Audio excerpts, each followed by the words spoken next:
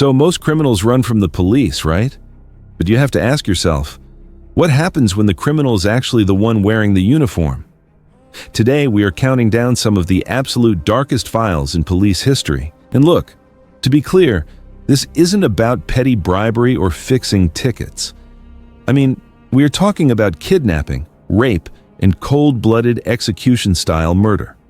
We're going to track the twisted careers of 10 officers spanning from the Old West all the way to the modern day who used their power to terrorize the very communities they swore an oath to defend. You know, they really thought they were untouchable, completely above the law. But in the end, every single one of them found themselves exactly where they belonged, on death row. Hi everyone, and welcome back to Murder Eyes. Do me a quick favor, scroll down and let me know in the comments. Where in the world are you watching from, and what exactly is the time there right now? Case number 1 is that of Theodore Dyer, a former law enforcement officer whose crimes shattered the trust placed in him and ultimately led to a violent death inside the very system meant to hold him accountable. Unlike cases driven by financial greed or calculated manipulation, this story is rooted in the profound betrayal of authority. A man sworn to protect children, instead becoming the one who harmed them. Dyer's fate serves as a stark reminder that prison walls do not only contain criminals. They also confront them with the consequences of what they've done. Dyer once wore a badge, carried authority, and operated in spaces where vulnerable children relied on adults to keep them safe. But beneath that official role was a pattern of abuse that unfolded slowly and quietly, hidden behind his uniform. When his crimes came to light, the revelation sent shockwaves through the community. Investigators uncovered evidence of physical abuse against a child in his care, acts of cruelty that defied everything he was meant to stand for. The courtroom reaction was swift and unequivocal. Dyer was sentenced to serve time in prison, stripped of his authority, reputation, and identity as an officer. Inside the Nevada prison where he was housed, Dyer became a symbol of a different kind of violation. Among inmates, crimes against children form an unspoken line that even the most hardened criminals refuse to cross. Dyer's status as a former officer only added fuel to the hostility. From the moment he entered the prison system, he was marked, both for his past profession and for the charges that placed him there. In 2014, Dyer attempted to explain or justify his crimes to those around him, a fatal miscalculation in a place where explanations are seen as excuses and excuses are seen as weakness. His cellmate, already harboring resentment toward offenders with his profile, listened as Dyer tried to rationalize his behavior. It was a moment that ignited a deadly impulse. The cellmate attacked, strangling Dyer inside their shared cell. The assault unfolded swiftly, fueled not by personal history, but by the violent prison code that governs life behind bars. When guards discovered Dyer's body, the investigation was brief. The motive was clear, and the actions were deliberate. His death did not spark sympathy among inmates or staff. Instead, it served as a grim reminder of how certain crimes erase any semblance of protection an offender might hope to find in prison. Dyer's story closes not with redemption or reflection, but with the harsh reality of a man destroyed by the very system he once represented. His end stands as a dark counterpoint to the authority he misused, a final reckoning delivered not by a judge, but by the unforgiving ecosystem of the cell block. Case number 2 is that of Frank Joseph Coppola, a former police officer whose life spiraled from authority and respect into brutality so severe that it led to one of Virginia's most infamous executions. This case begins not with gradual corruption or emotional instability, but with a sudden descent into violence, a night when greed, coercion, and cruelty converged to destroy multiple lives. Coppola had once upheld the law, wearing the uniform and serving as a Marine before entering law enforcement. But beneath the structured discipline of his early career, darker impulses stirred. After leaving the police force, Coppola's life began to unravel. Financial pressure mounted, his circle shifted. The man who once enforced order now found himself drawn into criminal schemes designed to solve his problems through violent shortcuts rather than responsibility. That instability set the stage for the crime that would define him forever. On April 22, 1978, Coppola and several accomplices targeted the home of Muriel Hatchell, a woman they believed kept money inside her residence. Their plan was simple: break in, intimidate her, take what they wanted, and disappear. But once they forced their way inside, the situation escalated far beyond robbery. Coppola, the former officer trained to control situations, became the source of the brutality. He beat Hatchell repeatedly, demanding money she insisted she didn't have. His violence intensified.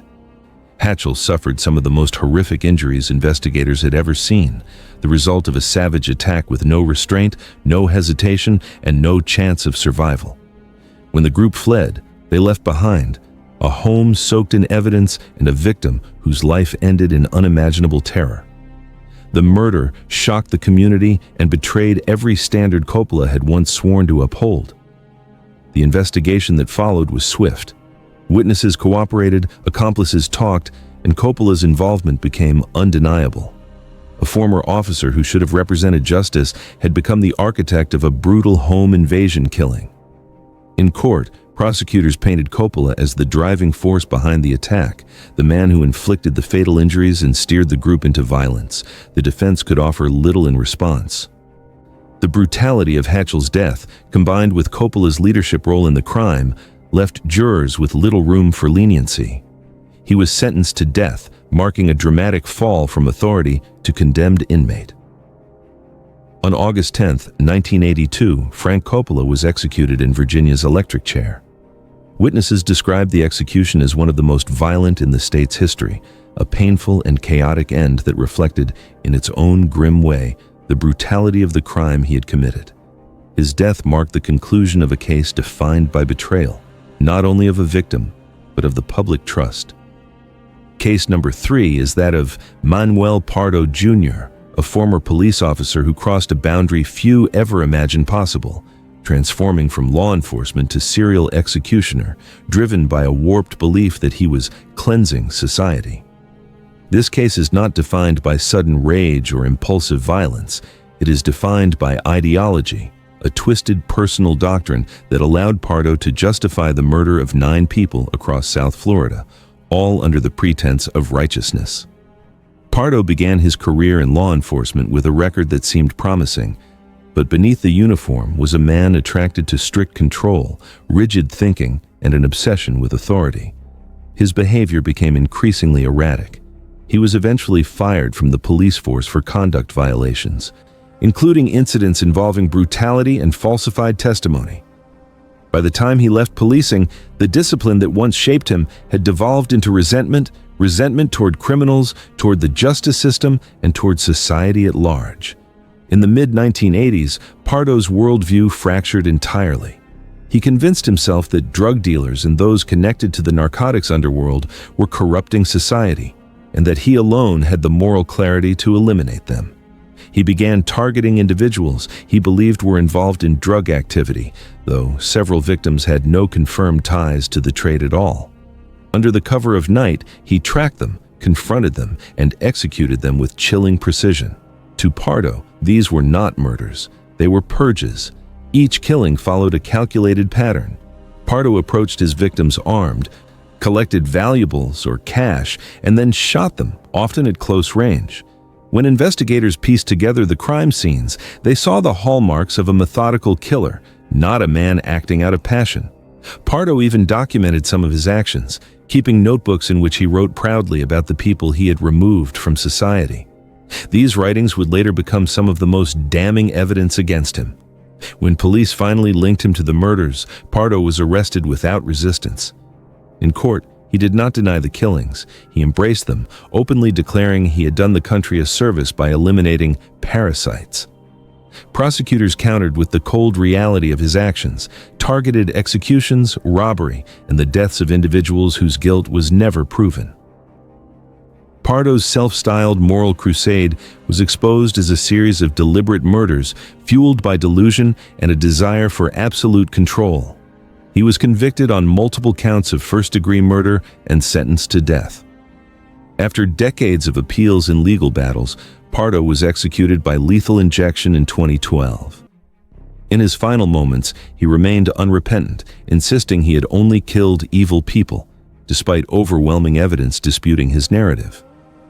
Pardo's case stands as one of the most disturbing examples of authority twisted into vigilantism, a reminder that when ideology overrides humanity, justification becomes a weapon as deadly as any firearm. Case number 4 is that of Robert Allen Fratta, a former public safety officer whose descent into calculated violence emerged not from sudden rage, but from a cold and deliberate plan to eliminate his estranged wife. This case unfolds against the backdrop of a bitter custody battle, a conflict that consumed Fratta's life and ultimately led him to orchestrate one of Texas's most infamous murder-for-hire schemes. Fratta had once been viewed as disciplined, authoritative, and committed to public service. But behind the uniform, his marriage to Farrah Fratta had deteriorated into hostility and distrust. Their separation quickly became combative, with custody disputes intensifying every emotional fracture between them. Farrah expressed fear of her estranged husband, telling friends and authorities that she believed he wanted her dead. Her concerns would tragically prove justified. Unable to accept the possibility of losing custody and unwilling to tolerate the loss of control, Fratta sought a permanent solution. Instead of confronting his situation through the courts, he began searching for someone who would kill Farrah on his behalf. His inquiries were disturbing. Open discussions about hiring a hitman, efforts to find intermediaries, and repeated comments expressing his desire for her death.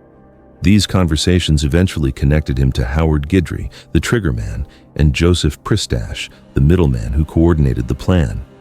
On November 9, 1994, the scheme came to life. Farrah returned home from an evening out, unaware that a killer was waiting in the shadows of her garage. As she stepped from her vehicle, Guidry shot her in the head, leaving her dead on the driveway. Neighbors heard the gunshot and rushed to help, but the attack was instantaneous. Farrah's murder shattered the quiet of the suburban neighborhood and immediately raised red flags among investigators who knew of the couple's volatile split. The investigation revealed an intricate web of communications tying Fratta to the killers.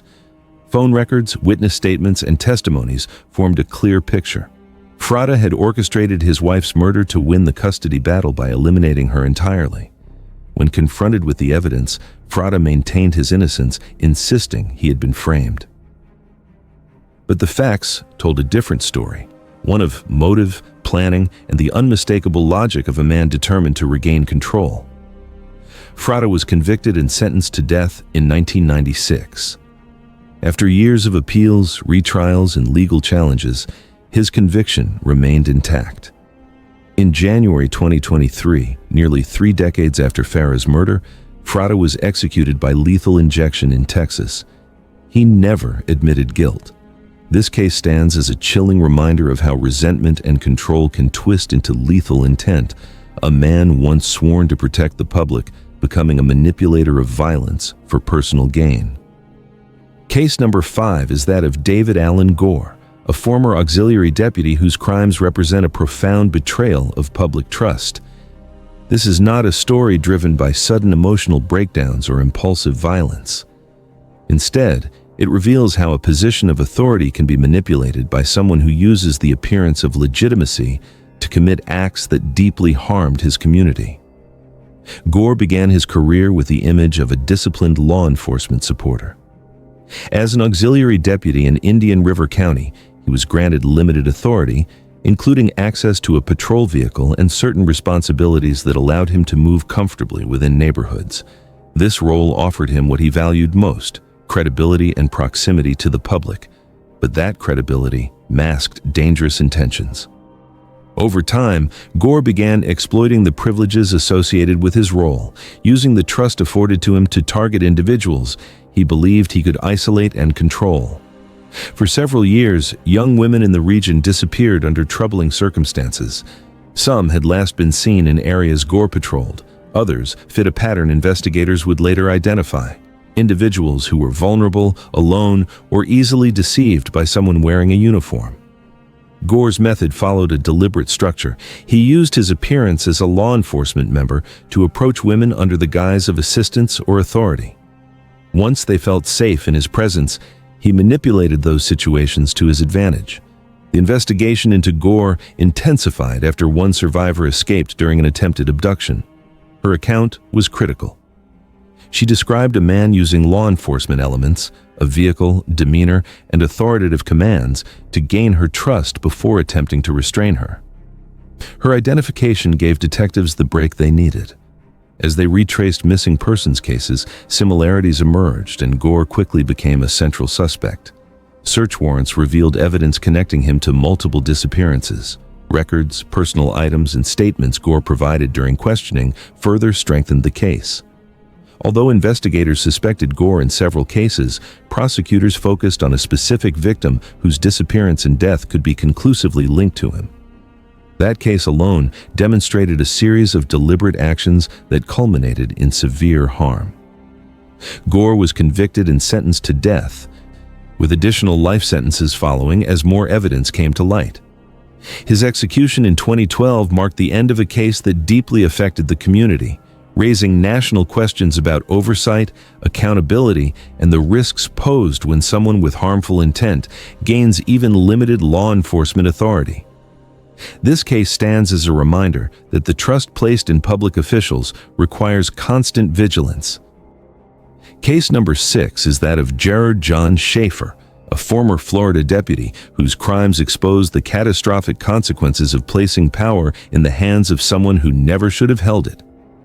Unlike sudden acts of violence or impulsive outbursts, Schaefer's pattern was defined by planning, manipulation, and an ability to hide behind his badge while committing acts that shocked even seasoned investigators. Schaefer began his career with the image of a responsible, ambitious law enforcement officer. He wore the badge with confidence, giving the impression of someone committed to public service. But beneath that controlled exterior was a darker persona, one fascinated by domination and abuse of authority. Early on, supervisors noted concerning behavior, including inappropriate comments and questionable decisions while on duty. These warning signs, however, did not fully reveal the danger he posed. The turning point came when Schaefer used his patrol authority to stop 2 teenage girls under the pretense of offering them safety advice. Instead, he abducted them, taking them to a remote area where he bound and threatened them.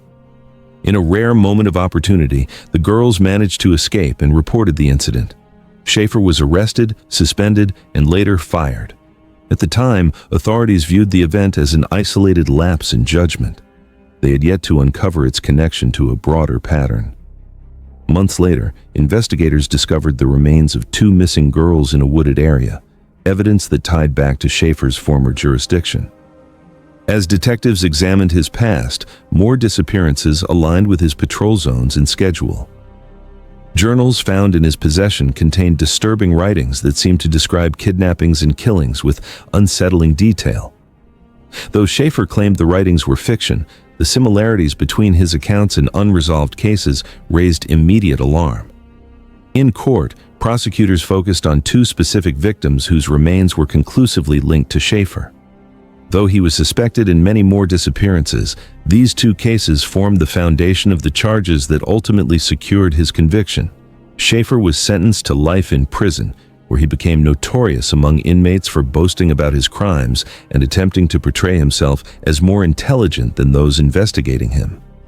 His imprisonment ended violently in 1995, when a fellow inmate fatally stabbed him during an altercation. Schaefer's death closed the chapter on one of Florida's most disturbing cases involving a law enforcement officer exploiting authority for personal gratification. Case number 7 is that of Charles Becker, a former NYPD lieutenant whose downfall became one of the earliest and most shocking examples of high-ranking police corruption in American history. Unlike cases driven by personal disputes or sudden violent outbursts, Becker's story is rooted in organized crime, abuse of power, and the gradual erosion of integrity within a city struggling against widespread vice. His case remains notable not only for the crime itself, but for the unprecedented outcome. He became the first U.S. police officer executed for murder. Becker rose quickly through the ranks of the New York Police Department in the early 1900s. Charismatic, confident, and well-connected, he built a reputation as a bold officer who took decisive action against illegal gambling operations. To the public, he appeared to be an enforcer of reform during a period when corruption plagued the city. But beneath that public image was a more troubling reality. Becker had turned his position into a tool for extortion, using his authority to shake down gambling operators and profit from the very enterprises he was expected to dismantle. His criminal involvement became widely known among those within the gambling world, including Herman Beansy Rosenthal, a small-time bookmaker who refused to comply with Becker's demands. Rosenthal threatened to expose Becker's extortion schemes, planning to go public with details of how the lieutenant profited from protection kickbacks. For Becker, whose reputation and career rested on the illusion of integrity, Rosenthal's threat was catastrophic. On July 16, 1912, as Rosenthal stepped out of the Metropole Hotel in Manhattan, he was shot and killed by a group of hired gunmen. The murder was bold, public, and immediately connected to organized crime syndicates active at the time. But it didn't take long before attention shifted toward Becker. Witnesses came forward, intermediaries talked, and authorities began tracing the chain of command behind the hired killers. Multiple testimonies pointed to Becker as the one who ordered the hit, a desperate attempt to silence Rosenthal before he could expose police corruption. The trial that followed was among the most sensational of its era. Prosecutors presented Becker as the mastermind behind the murder, arguing that he used his position in law enforcement to arrange the killing through criminal intermediaries. The defense challenged the credibility of witnesses, many of whom were themselves involved in illegal activities. Despite these disputes, the jury convicted Becker of orchestrating the murder. Becker was sentenced to death by electrocution, an extraordinary ruling for a police officer. On July 30, 1915, he was executed at Sing Sing prison, maintaining his innocence until the end. His case remains a defining moment in American policing, a cautionary tale of how unchecked authority, ambition, and corruption can converge with deadly consequences. Case number 8 concerns Joseph Carl Shaw, a figure whose background in military law enforcement stands in stark contrast to the chaotic and senseless violence he unleashed upon a quiet South Carolina community. While some officers in these cases were driven by greed or corruption, Shaw's descent was fueled by severe drug addiction, transforming a man trained to maintain discipline into an erratic killer. His crimes were not calculated hits or professional misconduct, but a brutal spree that shattered 3 families in a matter of days. Shaw had served as a military police officer, a role that requires rigid adherence to rules and the protection of personnel. However, after leaving the service, his life spiraled into heavy substance abuse. The discipline of his military days evaporated, replaced by a desperate need for drugs and money. By 1977, Shaw, alongside accomplices, embarked on a crime wave that would end in tragedy for 3 innocent young people: Betty Swank, Carlotta Hartness, and Thomas Taylor. The violence began when Shaw and his partners targeted the victims during a robbery. What started as a crime of acquisition quickly escalated into kidnapping and execution-style murder. Shaw drove the victims to remote locations, where the terrifying reality of their situation set in. Despite their cooperation and pleas for mercy, Shaw shot and killed them, actions he later attributed to the heavy influence of drugs and a command presence he felt compelled to maintain. The sheer brutality of killing 2 teenage girls and a young man shocked the state of South Carolina. Shaw was quickly apprehended, and the evidence against him was overwhelming. During the legal proceedings, the defense attempted to highlight his drug intoxication and psychological state, but the prosecution focused on the cold-blooded nature of the executions. He was sentenced to death. On January 11, 1985, Joseph Carl Shaw was executed by electric chair. His final words expressed remorse, but for the families of the victims, it was the closing of a painful chapter. Case number 9 involves Anthony John Sully, a former Millbrae, California police officer whose crimes represent perhaps the most disturbing psychological profile on this list. Unlike the impulsive violence of Shaw, Sully's crimes were protracted, sadistic, and deeply rooted in a desire for domination. His case is a terrifying example of a double life, a man who once wore a badge and worked as an electrical contractor by day, but became a prolific serial killer by night. Sully served on the police force in the 1960s, seemingly integrating into society as a figure of authority. After leaving the force, he established a legitimate business, but his private life was descending into darkness. In 1983, inside a warehouse in Burlingame, California, Sully orchestrated a series of grisly crimes that went undetected for months. He did not act alone in his initial schemes, but he was the ringleader of the violence that took place within those walls. Over a span of several months, Sully lured victims, often sex workers or runaways whom he believed society wouldn't miss, to his warehouse. Once there, the victims were bound, raped, beaten, and eventually murdered. The depravity of the acts was shocking. Evidence later showed that Sully engaged in what prosecutors described as torture murder, deriving pleasure from the suffering of his 6 victims: Gloria Jean Fravel, Brenda J. Oakton, Michael I. Hirsch, Barbara Simmons, Mary Giselle Sumter, and Flyless Sims.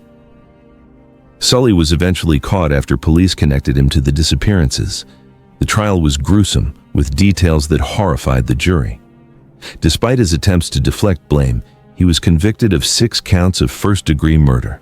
He was sentenced to death and spent decades on San Quentin's death row. Unlike others on this list who met the executioner, Sully died of natural causes on September 8, 2023, at the age of 79, while still awaiting execution. His death marked the end of a long legal saga, but the memory of his warehouse remains a scar on the community. Yet, as we move from the modern era back to the turn of the 20th century, we encounter a different kind of lawman, a legendary scout whose brand of frontier justice eventually led him to the gallows.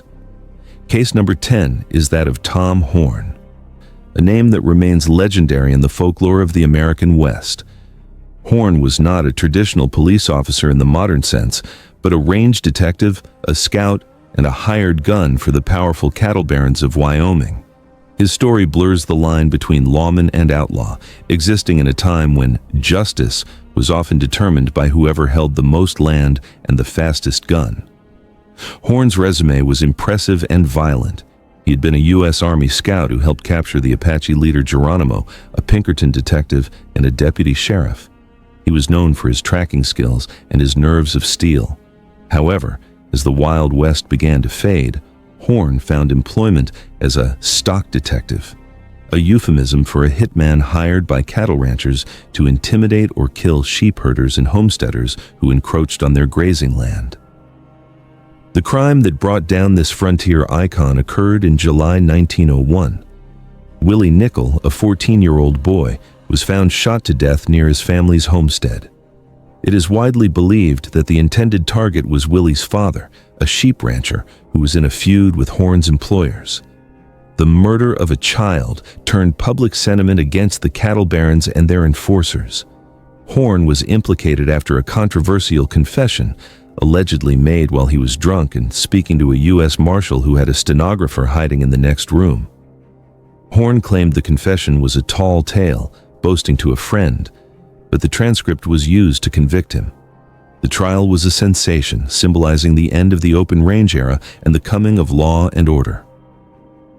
Despite lingering doubts about his guilt and whether he actually pulled the trigger or was covering for others, Tom Horn was hanged on November 20, 1903. His case remains one of the most debated in Western history. While Horn represented the dying, violent days of the frontier, the final case on our list takes us back even further, to the chaos of the Civil War era, where a former undersheriff turned to banditry. Would you like me to generate the final case, case number 11, Thomas Bell Poole?